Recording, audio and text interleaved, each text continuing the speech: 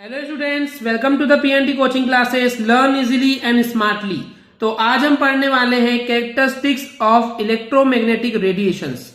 तो जैसे कि स्टूडेंट्स पिछले वीडियो में हमने ऑलरेडी पढ़ चुके हैं कि क्या होता है ये इलेक्ट्रोमैग्नेटिक रेडिएशंस। तो हमने आपको पिछले वीडियो में बताया था कि ऐसी वेव्स या ऐसे रेडिएशंस जो कि electric field and magnetic field से एसोसिएट होते हैं उसको हम बोलते हैं इलेक्ट्रोमैग्नेटिक रेडिएशंस, राइट। तो आज इस वीडियो में हम उसी कैरेक्टरिस्टिक्स को कवर करने वाले। तो चलिए स्टार्ट करते हैं वन बाय वन एंड देखते हैं इसकी मल्टीपल कैरेक्टरिस्टिक्स। तो अगर हम बात कर रहे हैं कि एक इलेक्ट्रोमैग्नेटिक रेडिएशन की कैरेक्टरिस्टिक्स, तो अगर हमको मान लीजिए इसके कैरेक्टरिस्टिक्स पे फोकस करना है, इसका मतलब हमको डिटरमाइन करना होगा कि इस इलेक्ट्रोमैग्नेटिक रेडिएशन या फिर इलेक्ट्रोमैग्नेटिक वेव्स की वेवलेंथ, फ्रीक्वेंसी, वेलोसिटी, एम्पलीट्यूड और भी बहुत कुछ क्या क्या चीजें किस तरीके से होती है। तो यही बेसिकली इनकी कैरेक्टरिस्टिक्स होती है। ओके स्टूडेंट्स, तो चलिए बात करते हैं इसके फंडामेंटल कैरेक्टरिस्टिक्स या फिर fundamental properties of electromagnetic radiation की। तो जो सबसे पहली कैरेक्टरिस्टिक है वो है वेवलेंथ। ओके, तो वेवलेंथ क्या होता है स्टूडेंट्स, यहाँ पे वेवलेंथ को हम आइडेंटिफाई कर सकते हैं जब हम डिस्टेंस निकाल रहे हैं between the two successive crest और trough. Okay, so the question is coming कि अब ये क्रेस्ट या फिर ट्रफ क्या होता है। तो चलिए मैं आपको डायग्राम से पहले समझाता हूं। तो यहाँ पे बेसिकली स्टूडेंट्स आप इस डायग्राम में देख पा रहे हैं कि यहाँ पे जो स्पेशली फोकस किया गया है वो इलेक्ट्रोमैग्नेटिक रेडिएशन या फिर वेव्स के लिए फोकस किया गया है। ओके, जो कि आप ये देख पा रहे हैं कि इस एक्सिस के अलोंग जो है ये इलेक्ट्रोमैग्नेटिक रेडिएशन या फिर इलेक्ट्रोमैग्नेटिक वेव्स हैं। ओके, तो जितना ये जो आपको ये दिख रहा है इस एक्सिस के ऊपर का हिस्सा, ओके, तो इनको हम बोलते हैं क्रेस्ट। ओके स्टूडेंट्स, एंड इस एक्सिस के डाउनवर्ड जो आपको ये दिख रहा है जितने भी आएंगे तो उसको हम बोलते हैं ट्रफ। ओके, तो इसका मतलब दो सक्सेसिव क्रेस्ट के बीच का, ओके, उनके अगर सेंटर के एक्सिस से बात करें तो यहां से यहां तक का डिस्टेंस, दो क्रेस्ट के बीच का डिस्टेंस या फिर दो ट्रफ के बीच का डिस्टेंस, उसको हम बोलते हैं wavelength.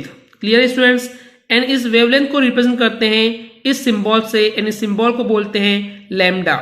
Okay students, lambda is the symbol of the wavelength. तो दो क्रेस्ट के बीच का डिस्टेंस या फिर दो सक्सेसिव ट्रफ के बीच के डिस्टेंस को हम बोलते हैं वेवलेंथ। तो चलिए अब इसको इन डेप्थ में समझते हैं।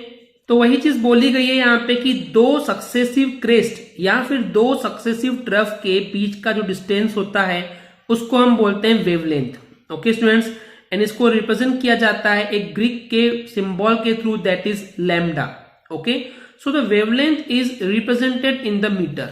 क्योंकि एग्जैक्टली क्या है स्टूडेंट्स, ये जो वेवलेंथ है एक टाइप का डिस्टेंस हुआ, एंड डिस्टेंस को मेजर कर सकते हैं आप मीटर में, सेंटीमीटर में, एंगस्ट्रॉम में या फिर नैनोमीटर में। तो इसकी मल्टीपल यूनिट्स है जिसके थ्रू आप इस वेवलेंथ को मेजर कर सकते हैं। ओके, तो इन मेजरमेंट यूनिट के बीच में भी रिलेशन है, जैसे कि 1 एंगस्ट्रॉम इक्वल टू होता है 10⁻⁻10 मीटर, ये इक्वल होता है 10⁻⁻8 सेंटीमीटर के, एंड ये इक्वल होता है 10 नैनोमीटर के। ओके स्टूडेंट्स, तो ये होगी सबसे पहली characteristics, that is wavelength. I hope आपको क्लियर हो गया होगा। चलिए अब बात करते हैं फ्रीक्वेंसी के लिए। तो ये सेकंड कैरेक्टरिस्टिक्स है students, that is a frequency. Okay, तो अगर हम बात कर रहे हैं फ्रीक्वेंसी को कैसे आइडेंटिफाई करेंगे, तो उसकी डेफिनेशन ही होती है कि जो नंबर ऑफ वेव्स है, ओके, यानी कि जितनी भी वेव्स जो है पास हुई है किसी भी एक फिक्स पॉइंट से, वो भी 1 सेकेंड में, उसको हम बोलते हैं फ्रीक्वेंसी। तो समझिए इस चीज को, आपने मान लीजिए किसी भी एक पॉइंट को फिक्स कर लिए, उस एक पॉइंट से 1 सेकेंड के अंदर जितनी भी वेव्स पास होगी, अगर 10 वेव पास हो रही है तो उसकी फ्रीक्वेंसी हो जाएगी 10। ओके, अगर 5 पास हो रही है 1 सेकेंड में तो हो जाएगी फ्रीक्वेंसी 5। यानी कि उस एक फिक्स पॉइंट से 1 सेकेंड के अंदर जितनी भी वेव्स पास होगी उसको हम बोलते हैं फ्रीक्वेंसी। ओके, इसको रिप्रेजेंट किया जाता है by the symbol new. Okay students, इसको न्यू सिंबल बोलते हैं, एंड बेसिकली इसको मेजर करने की जो यूनिट होती है वो मेजर किया जाता है साइकिल पर सेकेंड में, जिसको हम शॉर्टकट में CPS भी बोलते हैं। यानी कि 1 सेकेंड में कितनी साइकिल्स, कितने साइकिल का मतलब है कि कितने वेव्स जो है वहां से पास हुए हैं। ओके, एंड फ्रीक्वेंसी की एक और यूनिट होती है जो आपको पता होनी चाहिए, वो होता है इनवर्स ऑफ सेकेंड, यानी कि सेकेंड पर -1 की पावर। ओके स्टूडेंट्स, इसके अलावा आप फ्रीक्वेंसी को हर्ट्ज में भी रिप्रेजेंट कर सकते हैं। तो ये जो बहुत सारी यूनिट है उसको आप सिंपली बीच का जो रिलेशन है देखते हैं। तो 1 साइकिल पर सेकेंड इक्वल होता है 1 हर्ट्ज के, okay, and 1 kilo hertz equal होता है 10 टू द पावर ऑफ 3 यानी कि 1000 हर्ट्ज के, एंड 1 मेगा हर्ट्ज इक्वल होता है 10 to the power of 6 hertz के। तो ये आपको पता होना चाहिए। चलिए आगे देखते हैं। थर्ड कैरेक्टरिस्टिक्स है दैट इज वेलोसिटी। ओके, तो वेलोसिटी का जनरली अगर मैं फॉर्मूला पूछूं students in terms of physics की, फिजिक्स में वेलोसिटी का फॉर्मूला क्या होता है, तो फॉर्मूला होता है जनरली डिस्टेंस अपॉन टाइम, या आप बोल सकते हैं डिस्प्लेसमेंट अपॉन टाइम, राइट। तो यहां पे भी वही है डेफिनेशन, जो डिस्टेंस ट्रेवल कर रही है एक वेव 1 सेकेंड में, उसको हम बोलेंगे वेलोसिटी। तो यानी कि 1 सेकेंड में एक वेव जितना डिस्टेंस ट्रेवल करती है उसको हम बोलेंगे वेलोसिटी। तो क्लियर हो गया डिस्टेंस अपॉन टाइम कैसे हुआ, कि जितना डिस्टेंस कवर कर रही है एक वेव, टाइम कितना 1 सेकेंड में, उस वेव की वेलोसिटी हमको पता चल जाएगी। ओके, एंड इसको मेजर किया जाता है जनरली सेंटीमीटर पर सेकेंड में या फिर मीटर पर सेकेंड में। ओके, जनरली वेलोसिटी को रिप्रेजेंट किया जाता है with the help of C letter. Okay, and अगर इसकी एक्सपेरिमेंटल बेसिस पे जब इलेक्ट्रोमैग्नेटिक वेव्स की वेलोसिटी आइडेंटिफाई की गई तो वो इक्वल थी लाइट के वेलोसिटी के, that is 3 into 10 to the power of 8 metre पर सेकेंड, या इसको बोल सकते हैं एग्जैक्ट वैल्यू जो थी वो थी 2.997925 into 10 to the power of 8 metre पर सेकेंड। ओके, तो ये जो वैल्यू है एग्जैक्टली वो इक्वल है लाइट की वेलोसिटी के, जो कि लाइट जब एयर या वैक्यूम में ट्रेवल करती है तो। ओके स्टूडेंट्स, आई होप आपको ये क्लियर हो गया होगा। चलिए बात करते हैं next property that is amplitude की। तो एम्पलीट्यूड क्या होता है, इसके पहले मैं आपको बताऊं डेफिनेशन से, तो मैं डायग्राम से दिखाता हूं। तो ये जो वेव है यानी कि जो क्रेस्ट ले रहे हैं या फिर ट्रफ ले रहे हैं, तो क्रेस्ट का जो हाईएस्ट पॉइंट, जो इसकी हाइट होती है बेसिकली, ओके, इस क्रेस्ट की या ट्रफ की, क्रेस्ट की जो हाइट होती है या फिर ट्रफ की जो डेप्थ होती है, इसको हम बोलते हैं एम्पलीट्यूड। ओके, तो वही यहां पे लिखा हुआ है कि क्रेस्ट की जो हाइट होती है या फिर ट्रफ की जो डेप्थ होती है उसको हम बोलते हैं एम्पलीट्यूड। ओके, क्लियर है, यानी कि इस क्रेस्ट की हाइट या फिर ट्रफ की डेप्थ को हम बोलते हैं एम्पलीट्यूड। इसको रिप्रेजेंट किया जाता है by the small A letter. Okay students, तो एक्चुअली ये एम्पलीट्यूड रिप्रेजेंट क्या करता है, तो ये जो एम्पलीट्यूड है ये डिटरमाइन करता है कि कोई भी जो वेव है या जो रेडिएशन है उसकी इंटेंसिटी कितनी है या फिर उसकी ब्राइटनेस कितनी है। इसका मतलब एम्पलीट्यूड आपको ये बताता है कि वो जो वेव है उसकी इंटेंसिटी, उसकी स्ट्रेंथ, उसकी पावर कितनी है एंड उसकी ब्राइटनेस कितनी है। ओके, तो इस रेडिएशन की इंटेंसिटी का एक रिलेशन होता है एम्पलीट्यूड के साथ। तो क्या होता है कि जो रेडिएशन की इंटेंसिटी होती है वो डायरेक्टली प्रोपोर्शनल होती है एम्पलीट्यूड के स्क्वायर के। ओके स्टूडेंट्स, कई बार न्यूमेरिकल में आपको ये हेल्प आएगा या फिर डायरेक्टली ऑब्जेक्टिव में दे सकता है, तो आपको ये रिलेशन पता होना चाहिए।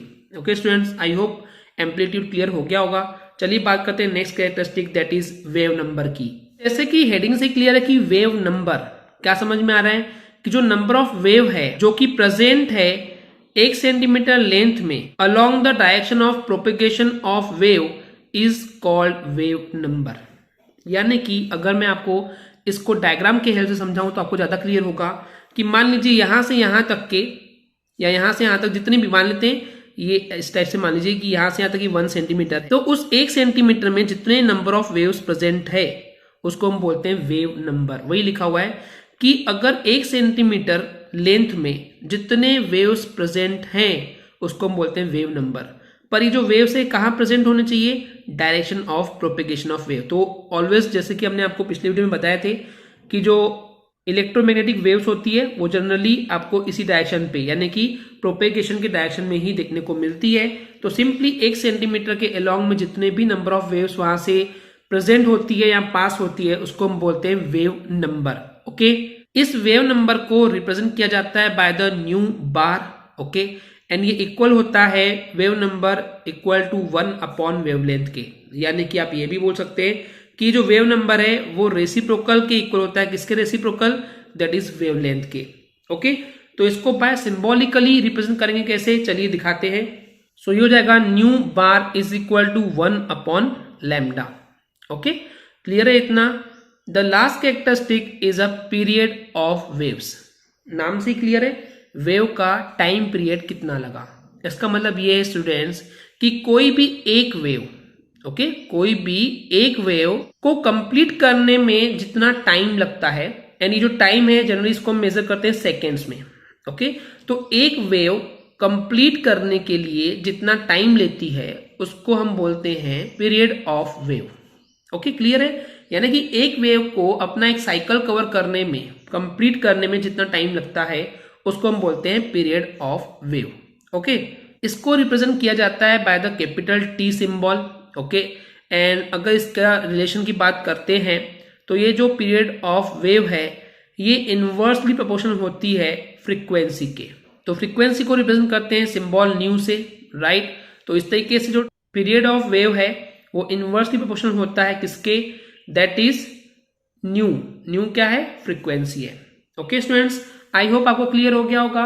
अगर आपको मेरी वीडियो से कुछ भी सीखने मिला या नॉलेज मिला तो प्लीज हमारे चैनल को सब्सक्राइब कीजिए एंड वीडियो को लाइक जरूर करें। आज के लिए इतना ही, थैंक यू।